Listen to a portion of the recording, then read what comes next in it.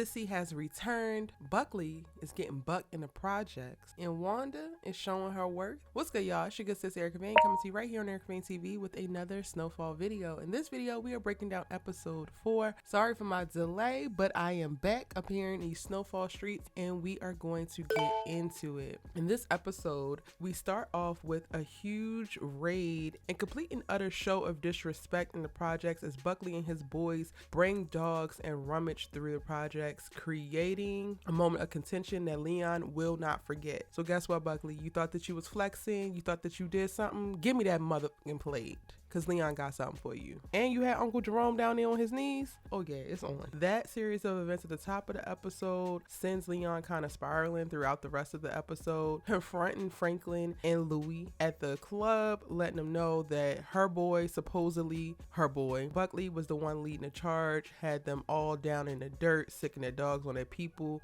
and how it ain't right. And this little meeting is broken up by the arrival of Cissy, which I'm going to get into, but I want to continue to talk about Leon in this episode.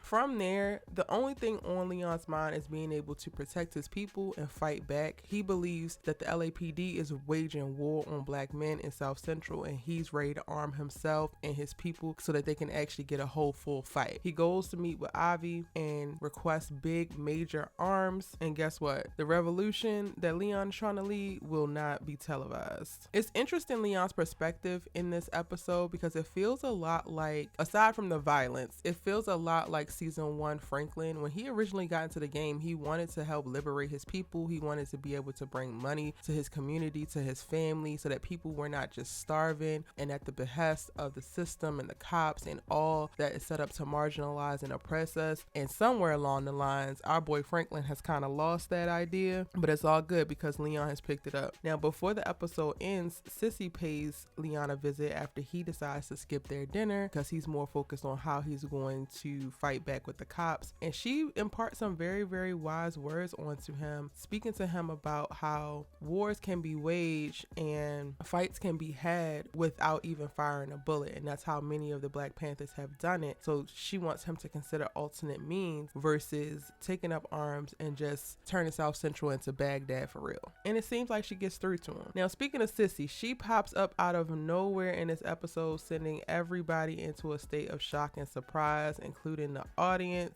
And I ain't gonna lie, from her arrival, something definitely feels fishy about it. She has the perfect excuse in that the episode before, Franklin called her and let her know that Veronique was pregnant. So she leaves with that being a reason, saying that she came immediately once she found out. And this ultimately lets the cat out of the bag for everybody else because she speaks about this in front of Louie and Jerome. So then and Leon, and then everyone finds out that, okay, we're expecting a baby, which ultimately creates a nice little happy family moment because we don't get too many of those these days, especially now that Franklin and Aunt Louie are at odds. Throughout the rest of the episode, Cissy gets taken around town and starts to get reacclimated to the organization and what's actually happening, well, at least to the legal side of the organization. She finds Wanda staying at her house and then gets to meet back up with her at the realtor company that they own. Wanda is doing so good, y'all. We need to be proud of her, and we get to see small moments of Veronique and Cissy and how Cissy is truly embraced her. Something is off about Veronique, but then also something is off about Cissy, so we just gonna have to go ahead and let it ride, I suppose. The most powerful scene between the three of them is the scene after they're riding back from the dinner and talking in the car, and Cissy says that she wants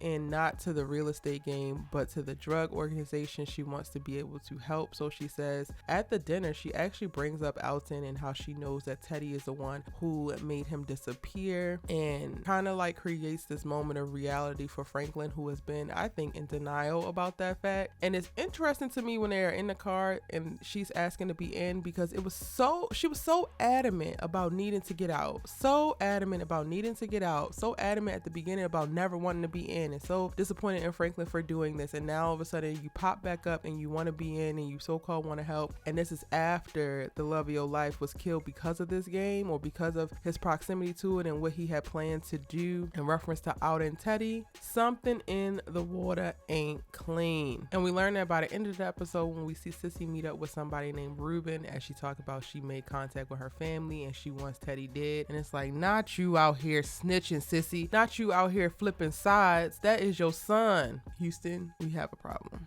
Speaking of her son, Franklin really just spends the episode kind of running interference for all of the things. He tries to address the hit on the projects by pulling Teddy up and seeing if there's something that he could do to get the LAPD to back off of him. Clearly, Teddy can't do much of nothing. Everybody knows him because of his father, and he's barely back into the seat that he's in by the skin of his chinny chin chin, so he ain't gonna be able to do nothing for him or Leon, Uncle Louie, or any of the dudes in the projects. He's trying to figure out what his mother angle is, as he is welcoming to her, happy to see her. He also, I think, is watching her very, very closely. He pays a visit to Leon in the projects and is trying to figure out where his head is at and get him into a place that's more focused on business versus starting this revolution that he wants to start. He is doing subtle spars across the table from Louie at this dinner for his mom because they are at odds. And then he's also trying to remain very present in his relationship with Veronique, as we have all intimate moments between them discussing major plans, how they feel, who Teddy is, all of these things as we see them get closer and closer. Speaking about Veronique, how's this line to handle this gun this way? Mama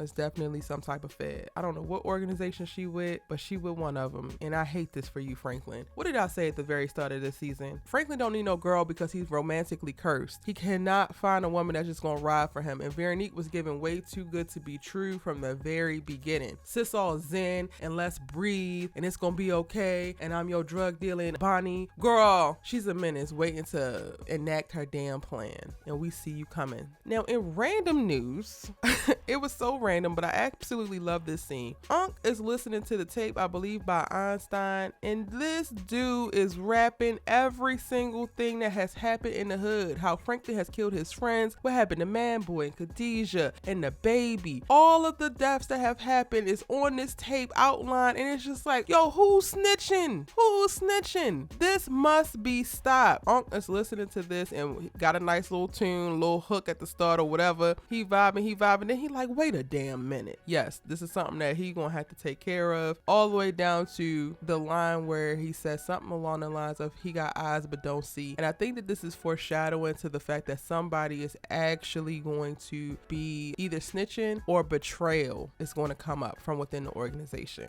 and it's definitely going to fall. And speaking about everybody trying to figure out how they're going to handle the whole situation that went down in the projects, Aunt Louie has a moment where she pulls Buckley up and confronts him about the situation, and he lets her know exactly who he is. He ain't her dog, he ain't her servant, he ain't her employee, and it's very clear here, if it wasn't clear before, that he is a problem. And Louie, you need to handle this problem because rabid dogs need to be put down, mama. All right, y'all, that is my full breakdown of episode 4 season 5 of FX's Snowfall. If I missed anything, drop it down in the comment section down below so we can keep the conversation going. If you're new here, hit that subscribe button, turn on your bell notifications so that you don't miss out on any of my Snowfall videos. My episode 5 breakdown is also up on the channel, so we are caught up and ready to go into episode 6. Can't wait to keep the conversation going. I'll see you in the next one.